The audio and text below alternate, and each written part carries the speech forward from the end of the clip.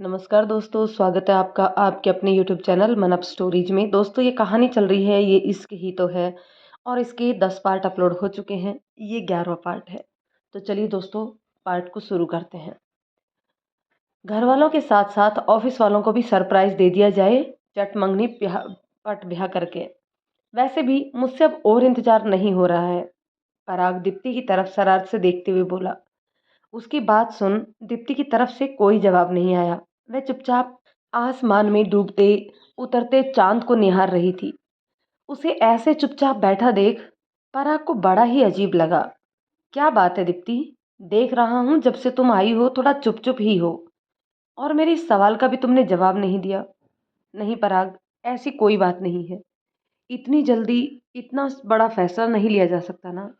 कुछ समय चाहिए। कहते हुए दीप्ति पराग को परेशान सा छोड़ चुपचाप अंदर चली गई। पराग उसे जाता काफी देर तक देखता रहा। दीप्ति का यह व्यवहार उसके लिए कुछ असामान्य सा था। उसे समझ में नहीं आ रहा था कि दीप्ति ऐसी रूखी बातें क्यों कर रही है। तुम जा रही हो? हाँ पराग, अंकल जी की तबीयत पहले से बेहतर है और मुझे लगता है कि तुम्हारा साथ रहा तो वह जल्दी ही सही हो जाएंगे। कुछ दिन और रुक जाती, दोनों एक साथ ही चलते ना। पराग, कंपनी का रूल तो तुम्हें पता ही है ना। यह छुट्टियां भी हमारे उस प्रोजेक्ट की सक्सेस और अर्जुन सर के कारण एक्सटेंड हो पाई हैं। देखो, मुझे वैसे भी 2 दिन हो गए हैं। हम दोनों को एक साथ इतनी छुट्टियां स्टाफ को खटक सकती हैं, इसलिए मेरा जाना जरूरी है, दीप्ति ने अपनी बात समझाते हुए कहा। सुनकर पराग ने हाँ में गर्दन हिला दी। बेटा, 2 दिन में ही तुमसे एक अलग सा ही लगाव बन गया है, एक रिश्ता बन गया है। देखो ना, पराग के पापा भी तुमसे मिलकर कितने खुश हैं। अगर नौकरी की बंदिश ना होती ना, तो 2-4 दिन रुकने के लिए और कहती, लेकिन काम भी जरूरी है। जब भी छुट्टी मिले आ जाया करना। इसे अपना ही घर समझना बेटा, कहकर पराग की मम्मी ने उसके सिर पर प्यार से हाथ रख दिया। पराग के पापा ने भी बिस्तर पर लेटे लेटे ही अपने आशीर्वाद रूपी हाथ उसकी ओर बढ़ा दिए। दीप्ति ने दोनों को प्रणाम कर विदा ली। आज दीप्ति को गए 4 दिन हो चुके थे, लेकिन उसने एक बार भी खुद से फोन नहीं किया था। पहले तो पराग को लगा कि इतने दिनों की छुट्टियों के कारण ऑफिस वर्क बहुत बढ़ गया होगा और बहुत से काम पेंडिंग पड़े होंगे, इसलिए पराग ने खुद आगे बढ़कर उसे फ़ोन किया। लेकिन यह क्या, दीप्ति उससे बात करने के बजाय हर बार व्यस्त कहकर फ़ोन काट देती, और अब तो कई कई कॉल करने के बाद भी फ़ोन नहीं उठा रही थी। दीप्ति ऐसा बर्ताव क्यों कर रही है? यहाँ भी उसका अलग व्यवहार था। क्या हो गया है उसे? समझ नहीं आ रहा था पराग को। वह जल्द से जल्द दीप्ति के पास जाकर उसे सारी बातें साफ करना चाहता था। क्या चल रहा है उसके मन में? क्यों वह उसे इग्नोर कर रही है? उसने भी तो खुद आगे बढ़कर उन दोनों के रिश्ते को स्वीकार किया था। फिर अब दूसरे ही पल वह इन सब नकारात्मक विचारों को एक तरफ झटक कर मन को तसल्ली देता कि हाँ, शायद वह काम में व्यस्त ही होगी और कोई बात नहीं। पराग की मौजूदगी उसके पापा के लिए दवाई का काम कर रही थी। वह बहुत जल्दी रिकवर कर रहे थे। अब वह कुछ देर के लिए बिस्तर पर बैठने लगे थे और कुछ ठोस पदार्थ खाने लगे थे। सबसे बड़ी बात, उनके बिखरे शब्द फिर से जुड़ने लगे थे। पराग को यहाँ आए लगभग 15 दिन हो गए थे। पापा के स्वास्थ्य में काफी हद तक सुधार हो चुका था। डॉक्टर ने उनकी सारी रिपोर्ट्स देखकर खुश होते हुए कहा, चमत्कार ही है, जो दवा ना कर सकी तुमने कर दिखाया पराग।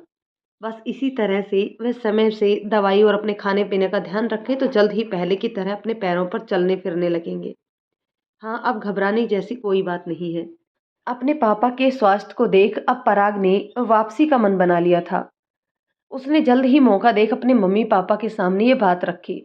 सुनकर उसके पापा एकदम से चौंक गए और बच्चों की तरह बिलखते हुए बोले, मत जा बेटा, यहीं रह मेरे पास। मुझे प्रायश्चित करने का एक मौका तो दे। पापा, ऐसी कोई बात नहीं है। मेरे मन में आपके लिए कोई गिला शिकवा नहीं, लेकिन आपको पता है ना कि मेरे सपने अलग हैं। मैं खुद अपने बलबूते पर कुछ करना चाहता हूँ। अभी तो मेरी पहचान बननी शुरू हुई है। मेरी उड़ान को मत रोकिए। बेटा, मुझे खुशी है तू आगे बढ़ रहा है, अपनी काबिलियत के दम पर अपनी पहचान बना रहा है। लेकिन बेटा, अपने इस बूढ़े बीमार पिता की बात को समझ। अपने स्वार्थ में मैं अंधा हो गया था। अपनी असली दौलत धन दौलत व खुशियों को छोड़कर मृग तृष्णा के पीछे भाग रहा था, जिसकी ईश्वर ने मुझे सजा दी। बेटा, मत जाओ। मुझे पता है मेरा बेटा बहुत लायक और बहुत ही प्रतिभाशाली है। बेटा, यहाँ भी तो एक छोटा सा कारोबार है अपना, तो यहीं रहकर उसे संभाल। बीमारी के कारण मैं तो अब उसे ठीक से देख नहीं पा रहा। बस कुछ पुराने कर्मचारियों के भरोसे उसे छोड़ा हुआ है, और ईश्वर की कृपा से वह सब अच्छे से संभाल भी रहे हैं। लेकिन कब तक? वह सब भी तो मेरी तरह उम्र दराज हो चुके हैं, और मैं नए कर्मचारी पर, तू समझ रहा है ना बेटा। बड़ी मेहनत से ये कारोबार खड़ा किया है मैंने, और अब इसे यूं। पराग के पापा उसकी तरफ आस भरी नज़रों से देखते हुए बोले, हाँ पापा, मैं सब समझ रहा हूँ। मैं जल्दी ही वापस लौट आऊँगा, लेकिन अभी मेरा जाना ज़रूरी है। आप भी समझिए प्लीज़। पराग अपने पापा की आंखों में झांकते हुए बोला। पराग की परेशानी भांपते हुए उसके पापा ने भी हाँ में सिर हिला दिया, और सिर हिलाते हुए बोले, हाँ बेटा, मैं सब समझ रहा हूँ, तू जा। हाँ, तेरा जाना ज़रूरी है। तू मेरी और अपनी माँ की तरफ से बेफिक्र रह। मुझे पता है मेरे बेटे से कोई ज़्यादा देर तक नाराज़ नहीं रह सकता। देखना, तू जल्द ही आएगा अपनी खुशियाँ संग लेकर। कहते हुए उसके पापा ने उसके सिर पर प्यार से हाथ रख दिया, और अगले ही दिन ऑफिस में पहुंचते ही पराग सीधा दीप्ति की केबिन में पहुंचा, जहां पहले से पीहू भी थी। सरप्राइज! ओहो, यहाँ तो डबल धमाका! हमारा स्वागत करने के लिए पहले से ही दो दो हसीनाएं तैयार मिलेंगी, यह तो हमने सोचा भी नहीं था। पराग उन दोनों को देख अपने उसी शरारती अंदाज में बोला। उसे अचानक देख पीहू चहकते हुए बोली, wow, what A pleasant surprise! तुम अचानक, तुमने आने के बारे में कोई खबर भी नहीं दी क्या दीप्ति? तुम्हें पता था कि आज ही आने वाला है? तुमने भी मुझे नहीं बताया। पीहू उसकी तरफ से कोई जवाब ना पाकर पराग की तरफ मुड़ते हुए बोली, वैसे अच्छा ही रहा जो तुमने नहीं बताया, वरना इस बुद्धू को देख इतनी खुशी कैसे मिलती। तुम्हारा तो पता नहीं पराग, पर हमने तो बहुत मिस किया। तुम क्या गए, ऑफिस की रौनक ही चली गई। वैसे सुना है दोनों ने मिल वहां पर खूब अच्छे दिन बिताए और बड़े बड़े फैसले भी लिए। पीहू दोनों को ही गहरी नजरों से देखते हुए बोली, चलो भाई, दो जमा दिल साथ रहेंगे तो फिर प्यार तो होना ही था। वैसे अच्छा ही है, मेरी इस गर्म दिमाग की सहेली को तुम जैसे ठंडे दिमाग का जीवन साथी ही चाहिए था। तुम ही इसे झेल सकते हो। क्यों, सही कह रही हो ना? पीहू दीप्ति की तरफ देख मुस्कुराते हुए बोली। पीहू की बात सुन जहां एक तरफ पराग खिलखिलाकर हंस पड़ा, वहीं दीप्ति का चेहरा भावहीन था। उसे ऐसे देख पराग के साथ साथ पीहू को भी अच्छा नहीं लगा। पीहू बात संभालते हुए बोली, ओहो, लगता है कि हमारी सहेली हमारे सामने कुछ भी कहने से थोड़ा शर्मा रही है। चलो भाई, हम चलते हैं। वैसे भी तुम दोनों को इस समय एकांत की जरूरत है। क्यों, सही कहा ना? कहकर पीहू हंसकर वहां से चली गई। कैसी हो दीप्ति? पता है यह दिन तुम्हारे बिना कितने मुश्किल से गुजारे हैं मैंने। एक पल ऐसा नहीं गया जब मैंने तुम्हें याद नहीं किया हो। मैं तो जल्द से जल्द वापस आ जाना चाहता था, लेकिन क्या करूं, पापा और मम्मी के कारण चाह कर भी वापस नहीं आ पाया। और तुम्हें पता है दीप्ति, पापा ने तुम्हें साथ लेकर वापस लौट आने की शर्त पर मुझे यहाँ आने की अनुमति दी है। तो मिस दीप्ति, जल्द से जल्द अब अपना बोरिया बिस्तर समेटो और बांध लो और मेरे साथ चलने की तैयारी करो, क्योंकि तुम अब मिस से मिसेज बनने वाली हो, समझी? पराग प्यार से दीप्ति की आंखों में झांकते हुए बोला। पराग, मैं कहीं नहीं जा रही, और ना ही मैं ये नौकरी छोड़ूंगी। दीप्ति रूखा सा जवाब देते हुए बोली। अरे यार, नाराज क्यों होती हो? मैं तुम्हें नौकरी छोड़ने के लिए नहीं कह रहा हूं। मैं तो बस, पराग प्लीज, हम बाद में बात करें। अभी मुझे एक जरूरी फाइल कंप्लीट करनी है। अर्जुन सर का 2 बार रिमाइंडर आ चुका है। कहकर दीप्ति अपने कंप्यूटर पर उंगलियां चलाने लगी।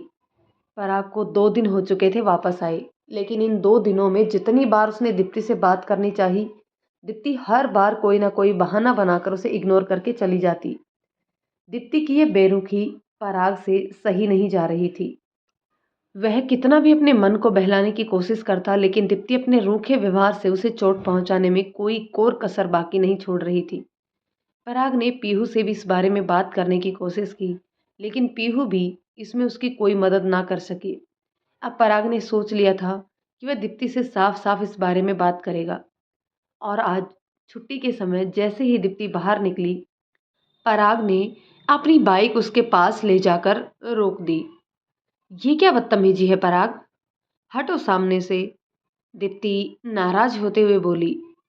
दीप्ति, चुपचाप बाइक पर बैठ जाओ। क्यों? क्या जबरदस्ती है? हाँ। सभी उन दोनों के चेहरों पर तनाव देखकर एक बार मुड़कर जरूर देख रहे थे। अपना तमाशा बनता देख दीप्ति चुपचाप बाइक पर बैठ गई। दीप्ति के बैठते ही पराग ने अपनी बाइक की स्पीड बढ़ा दी और कुछ ही देर में वह शहर के एक सुंदर और शांत पार्क के सामने थे। उतरो दीप्ति। पराग, तुम्हें पता है ना मुझे देर हो रही है, फिर यहाँ क्यों लेकर आए? पहले तुम बाइक से उतरो, मुझे तुमसे कुछ जरूरी बातें करनी है। दीप्ति चुपचाप बाइक से उतरकर पार्क के एक बेंच पर जाकर बैठ गई। कुछ ही देर में पराग भी अपनी बाइक पार्क कर उसके पास आकर बैठ गया। कुछ देर दोनों के बीच शोर मचाता सन्नाटा पसरा रहा। पूछो, क्या पूछना चाहते हो? दीप्ति ने रूखे स्वर में पराग से कहा। दीप्ति, क्या हो गया है तुम्हें? जब से मैं यहाँ आया हूँ तब से देख रहा हूँ तुम मुझे इग्नोर कर रही हो। तुमसे कितनी बातें करना चाहता हूँ, लेकिन तुम्हारे पास मेरे लिए वक्त ही नहीं। अगर मुझसे कोई खता हो गई हो तो बताओ, लेकिन इस तरह चुप मत रहो। मुझसे तुम्हारी चुप्पी और यह बेरुखी सही नहीं जाती। अपने रिश्ते को आगे बढ़ाने से पहले हमें अपने मन की हर गांठ को खोलना जरूरी है। कहो दीप्ति, क्या चल रहा है तुम्हारे मन में? क्या भूल हो गई मुझसे, जो तुम मुझसे यूं दूर होती जा रही हो? कहते हुए पराग की आंखों में दर्द व चेहरे पर तनाव था। पराग की बात सुन दीप्ति कुछ देर चुप रही, फिर उसकी तरफ देखते हुए बोली। देखो पराग, मैं बातों को ज़्यादा लंबा चौड़ा खींचना नहीं चाहती, और ना ही मुझे बातों को घुमा फिरा कर कहने की आदत है।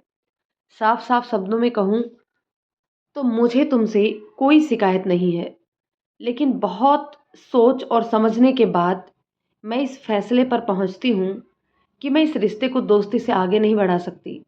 इसलिए प्लीज़ इस बारे में अब कोई बात मत करना।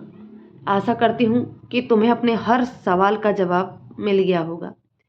दीप्ति की बात सुन पराग की आंखें फटी की फटी रह गई। उसे समझ नहीं आ रहा था कि दीप्ति ये सब क्यों कह रही है।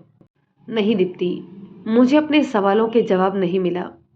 ऐसे कैसे तुम एक पल में इस रिश्ते को ख़त्म कर सकती हो? अभी कुछ दिन पहले ही तो बात है जब तुमने खुद आगे बढ़कर इस रिश्ते को स्वीकार किया था, और जल्द ही हम दोनों जीवन भर के लिए एक बंधन में बंधने वाले थे। फिर ऐसा क्या हुआ? बताओ, अचानक से ऐसा क्या हुआ जो तुमने इतना बड़ा फैसला ले लिया? पराग भावुक होते हुए बोला। पराग की बातें सुन दीप्ति चुप रही। पराग उसके चेहरे को पढ़ने की कोशिश करता रहा। फिर अचानक से उसे कुछ याद आया और वह चौंकते हुए बोला। हाँ, याद आया। मुझे याद है तुम्हारे घर से हम दोनों कितने खुश चले थे। वहां तक सब कुछ ठीक था। तुम ही तो मुझे जबरदस्ती मनाकर मेरे घर लेकर आई थी। कितनी खुश थी तुम। लेकिन वहां पहुंचने के बाद, हाँ बिल्कुल, वहां पहुंचने के बाद ही तुम बदलने लगी थी। सही कहा ना मैंने दीप्ति? उस समय तो मुझे लगा कि शायद मेरी परेशानी के कारण तुम परेशान हो, लेकिन नहीं, बात शायद कुछ और है जो तुम मुझे बता नहीं रही हो। बताओ दीप्ति, क्या बात है? क्या चल रहा है तुम्हारे मन में? वहाँ किसी ने तुमसे कुछ कहा? मम्मी ने? लेकिन मेरी माँ ने तो आज तक किसी इंसान से क्या, जानवर से भी कभी ऊंची आवाज़ में बात नहीं की। जो वो खुद इतनी दुखी हैं तो किसी दूसरे को दुख पहुंचा ही नहीं सकती। अरे वह तो तुम्हें अपने बेटी के रूप में देख रही थी। और पापा, पापा तो शायद इस हाल में ही नहीं है कि वह तुम्हें कुछ कहे। फिर भी क्या किसी नौकर चाकर ने हमारे बारे में कुछ कहा? लेकिन वह लोग क्या कहेंगे?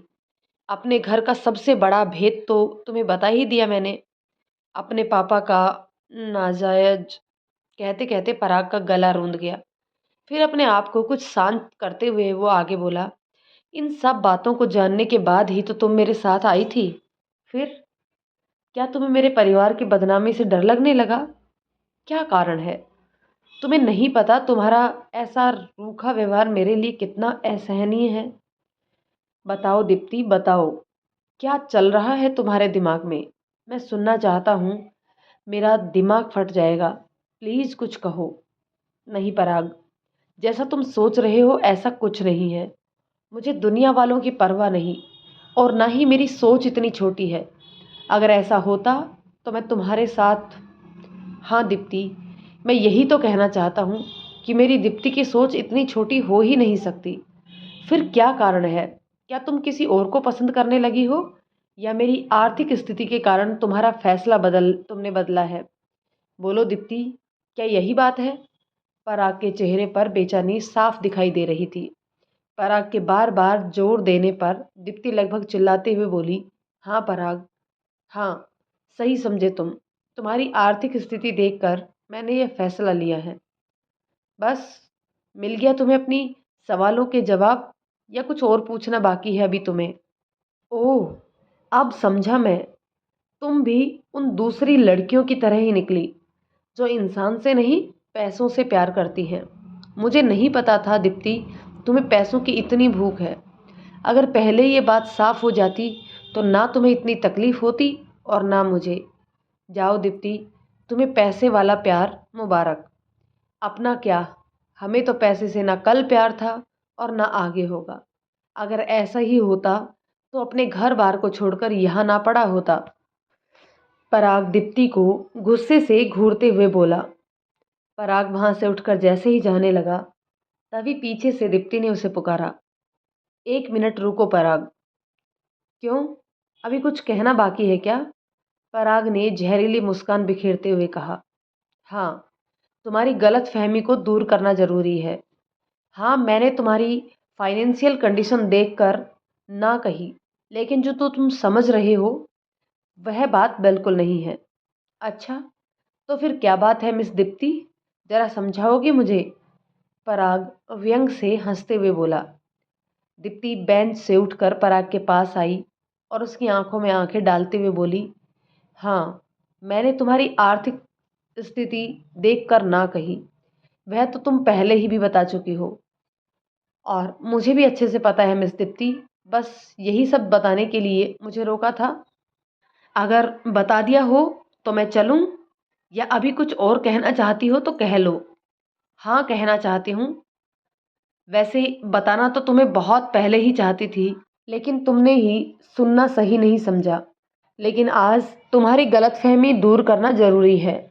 फिर एक लंबी सांस लेकर दीप्ति ने आगे बोलना शुरू किया। पराग, स्कूल में मेरे एक बहुत ही अच्छा दोस्त था, नक्स। बहुत अच्छी बनती थी हम दोनों के बीच में, और हमारे मम्मी पापा भी एक दूसरे को अच्छे से जानते थे। एक साथ उठना बैठना, खेलना कूदना, पढ़ना लिखना, और कभी कभी झगड़ना, व रूठना और मनाना हमारी दोस्ती को गुजरते समय ने और गाढ़ा कर दिया था। सच में कितने खूबसूरत दिन थे वो। बचपन की दोस्ती जवानी की दहलीज तक पहुंचते पहुंचते कब प्यार में बदल गई, हम दोनों को खुद भी पता नहीं चला। एक दूसरे से बहुत प्यार करते थे हम दोनों। एक दूसरे के साथ बातें करते हुए कब दिन गुजर जाता हमें पता भी नहीं चलता। इस जन्म क्या, 7 जन्मों तक एक दूसरे का साथ निभाने का वादा किया था हम दोनों ने। कहते हुए दीप्ति फीकी सी हंसी हंस पड़ी। दीप्ति अभी कुछ और कहती, उससे पहले ही पराग उसे बीच में टोकते हुए बोला, दीप्ति, मैं यहाँ तुम्हारी अगली पिछली लव स्टोरी सुनने के लिए नहीं रुका। सो प्लीज साफ साफ बताओ, तुमने मुझे यहाँ क्यों रोका है? दीप्ति उसकी बात अनसुनी कर अपनी रो में ही बोलती चली जा रही थी। नक्श और मेरे विचार बिल्कुल एक जैसे थे, इसलिए तो हम स्कूल में ही अच्छे दोस्त बन गए थे। बहुत कुछ कॉमन था हम दोनों में, बस एक चीज को छोड़कर, और वो थी हम दोनों की फाइनेंशियल कंडीशन। मेरे पापा की एक छोटी सी सरकारी नौकरी थी, तो वही नक्श के पापा एक बड़े बिजनेसमैन थे। एक अच्छा खासा कारोबार था उनका, इसलिए शौक भी नक्श के उसी के अनुसार थे। बचपन से लेकर कॉलेज तक मुझे हम दोनों के बीच की इस खाई के बारे में कोई फ़र्क नहीं पड़ा, लेकिन जब बात शादी तक पहुँची तो मेरे मन में एक डर ने जगह बना ली थी। मैं क्या, मम्मी-पापा भी तो इस बात को लेकर परेशान थे। जब पहली बार नक्श ने मेरे सामने शादी का प्रस्ताव रखा, सुनकर मेरे पाँव तो ज़मीन पर पड़ ही नहीं रहे थे। उस दिन कितना खुश होते हुए मैं घर आई थी और मम्मी-पापा को नक्श के फैसले के बारे में सुनाया।